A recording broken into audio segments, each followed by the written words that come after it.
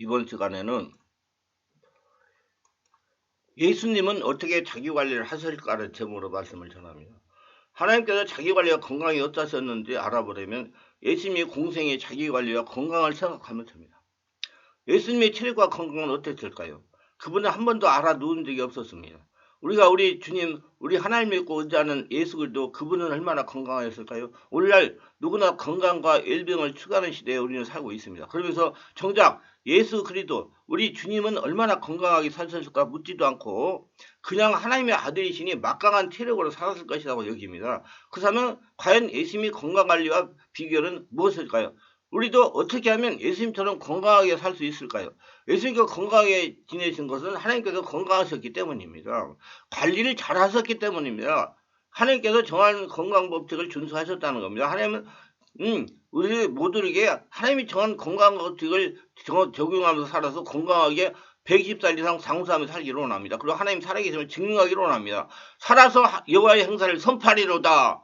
예수님은 항상 건강에 집중하면서 사셨기 때문에 건강한 삶을 사신 것입니다. 첫째로 하나님께 집중하며 삶을 사셨습니다. 하나님께서 집중하고 뜻을 알게 위해 기도하셨습니다. 성령으로 충만하여 마음에 세상에 침입을 하지 못하도록 관리를 하셨습니다. 성령으로 기도하면서 내면을 하나님부터 채우셨습니다. 저녁에 성령이 지배에 장악이 되고 성령의 이끌림을 받는 삶을 살아가려고 하셨다는 것입니다. 세상을 살아가는 우리들에게 본이 되도록 전인격을 관리하셨습니다. 예수님은 하나님 아버지를 전적으로 신뢰하고 하나님 아버지의 뜻에 이루는 삶을 사심으로 마음에 늘 하늘의 평강을 누리셨습니다. 둘째로 음식을 구분하여 드셨습니다. 예수께서 아름다운 에덴 동산을 아담과 하와를 창조하시고 내가 온 팀에 힘이 있는 모든 채소와 씨 같은 열매 맺는 모든 나무를 내게 주니 너희 식물이 되리라. 창세기 1장 29절에 말씀하셨습니다. 그러므로 인간의 가장 이상적인 음식은 육식이 아니라 채식입니다.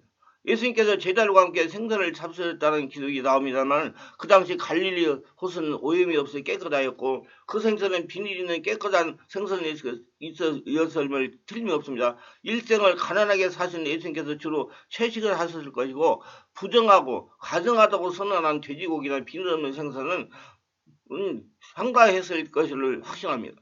예수님은 언행일체의 삶을 사신 분이기 때문입니다. 예수께서 선지자를 통해 부정하고 가증하다고 선언하신 고기들은 콜레스테롤이 높고 알레르기를 일으키고 불결하고 인체에 해로운 것들임을 의학적으로 증명이 되고 있습니다.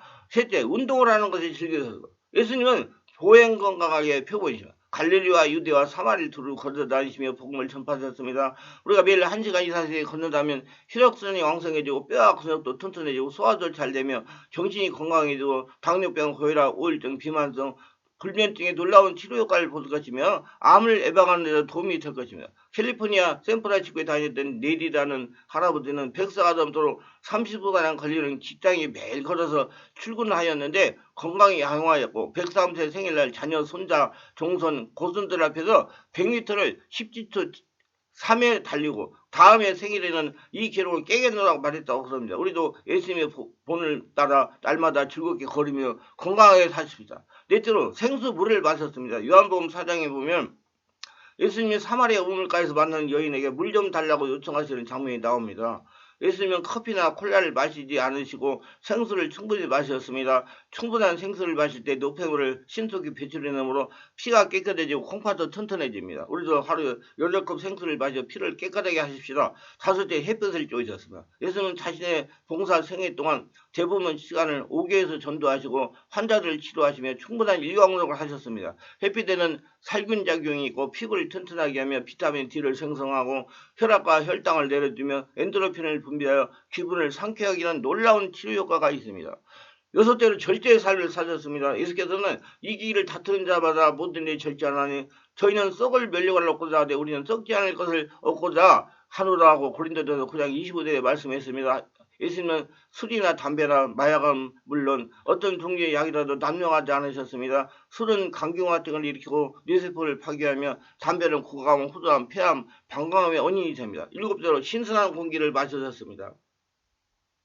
예수님은 새벽 미명에 맑은 공기를 호흡하시며 기도하시려고 산에 올라가셨고 맑은 공기를 호흡하며 사셨습니다. 또 맑은 공기를 호흡하며 걸으셨습니다.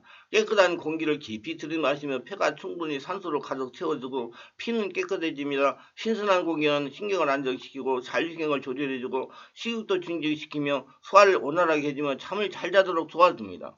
여덟대로 휴식 시간을 가졌습니다. 몸을 무리하지 않았다는 겁니다. 예수님은 인류 역사상 가장 할 일이 많으신 분이셨지만 아무리 할 일이 많더라도 기도와 휴식 시간은 반드시 확보한다는 원칙을 철두철미하게 지키신 분이셨습니다. 예수님은 한적한 곳을 찾아 대자연 속에서 명상하고 기도하며 하나님 아버지와 교통하심으로 숙제를 세수하고 하나님의 뜻을 알고 안식을 받아 회당에 나가서 하나님 아버지를 만나 뵙고 새로운 활력을 얻으셨습니다. 오늘날 주말을 지나고 나면 휴식은 그냥 심신이 더욱 피곤해지는 월요병에 시달리는 현대인을 향해서 사랑의 주님께서는 수고하고 무거운 짐진 자라 다 내게 오라 내가 너희를 쉬게 하리라고 추성하시면서 오늘날 현대인이 앓고 있는 질병의 70% 이상이 마음에서 온다고 합니다. 마음에 스트레스가 쌓이고 분노와 낙심과 불안과 공포와 근심 걱정이 쌓일 때 신경성 이장병, 신경성 고혈압이 생기고 당뇨병, 관절염, 천식, 아래 등이 악화되며 심지어 암도 발생하게 된다는 것입니다. 그러나 우리 마음에 하나님께 주시는 믿음과 소망과 기쁨과 감사와 찬양이 가득할 때 시와 엔도르핀이 넘쳐나고 우리 육체와 정신은 새롭게 소생되며 자율신경이 조절이 잘 되고 여러 가지 병들도 신속히 치유가 됩니다. 하나님 아버지를 완전히 신뢰하고 믿음, 소망, 사랑의 삶, 감사와 찬양, 순종의 생애를 살아가신 것이야말로 예수님의 최대 건강 비결이었습니다.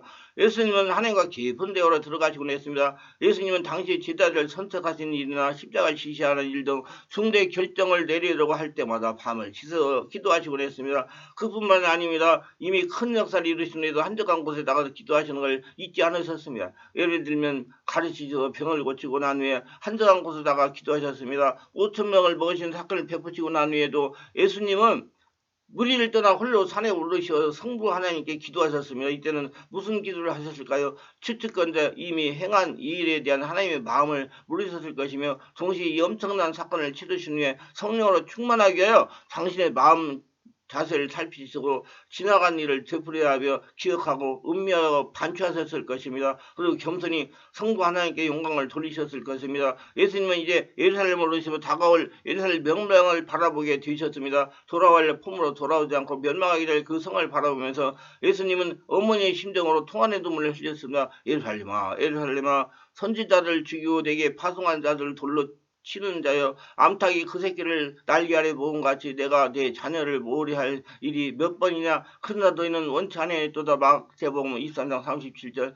누가복음에 보면 이성을 보고 우시며 너는 오늘 평화에 관한 일을 알았다면 죽었을 거냐. 내 눈에 숨겼도다. 민족을 향한 뼈아픈 기도였습니다. 예수님은 자주 한적한 곳을 찾으시길 좋아하셨습니다. 특출한 예로는 예수께서 광야로 나가신 사건입니다. 광야에 나가서 40자를 금식하시며 기도하셨습니다. 이 기도는 가히 치열한 싸움이요 전쟁이었습니다. 모든 죄악된 인생들의 심령 속에 내재된 불타는 욕망을 몸소 체험하신 것이며 그리고 그것으로부터 벗어나는 법을 몸소 보여주셨습니다. 지속히 끈적거리도록 붙어다니는 물질의 욕망, 권력의 욕망, 명예에 대한 욕망들 성부 하나님의 말씀 앞에서 무력하는 영성생활이 바로 40조의 금식기도였으며 그때 성부 하나님은 부재 중에 그곳에 임재하고 계셨습니다. 마침내 그 싸움은 승리로 끝났습니다. 마태복음 44장 11절은 말하면 이미 마귀는 예수를 떠나고 천사들이 나와 수종들이라고 했습니다. 예수님은 이런 내면의 싸움들을 하는 동안에 언제든지 주어진 성부 하나님의 말씀을 마음에 두셨으며 그 말씀은 내면의 싸움을 이기는 무기였으며 동시에 기도의 참 소재였습니다. 예수님이 이어가서 광야를 찾고 한적한 곳을 찾으신 것은 바로 소란스러운 이 세상에서 승리하기 위한 작전이요 준비였습니다.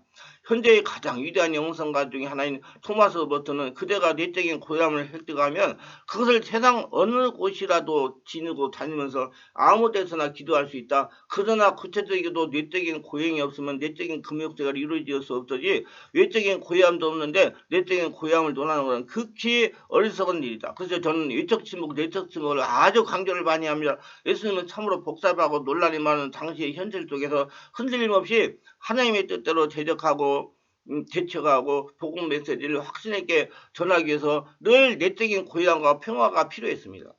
실제로 예수님은 아무리 과격한 돈쟁 속에서도 의연하게 그 일들을 감당하셨습니다. 그리고 바로 한적한 기도의 훈련 속에서 얻은 항구적인 피하여 성부 하나님과 친밀한 관계에서 얻어진 것입니다. 실제로 예수님은 모든 세상에 성부 하나님이 허락하신 아름다움의 신비였습니다. 그분이 성품과 흔적이 감긴 풍요로운 것이 이 세상입니다. 그런데 인생들이 그 대면에 숨겨진 신비의 세계를 깨닫지 못하고 피조물만 오용하고 탐하기에 세상이 혼란케 된 것입니다.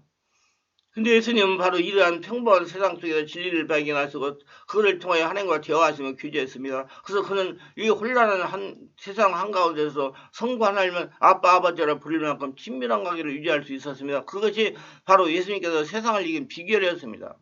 우리는 진리를 가까이 있다는 소리를 자주 듣습니다. 사실 과거에 많은 과학적인 진리가 바로 평범한 삶 속에서 발견되었습니다. 누구나 경험하고 대수롭지 않게 스쳐 지나가는 그러한 것들 속에 영원한 진리가 숨겨져 있습니다. 만유인력 법칙도 물의 불역의 법칙도 중기관차의 원리 등도 누구나 경험하는 사소한 일들 가운데 발견된 진리였습니다.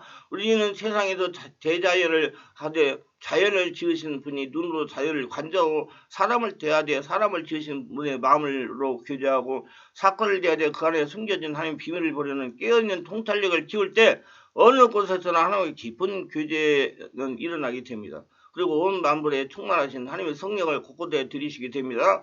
그러므로 사도 바울이 권고한 대로 쉬지 말고 기도하여 살 수가 있는 것입니다.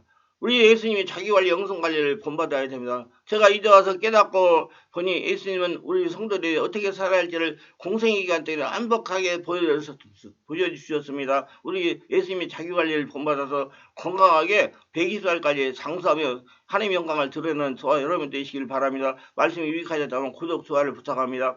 제가 설교의 동영상을 제가 유튜브에 올려 필요한 분들에게 전파하는데 큰 힘이 됩니다. 감사합니다.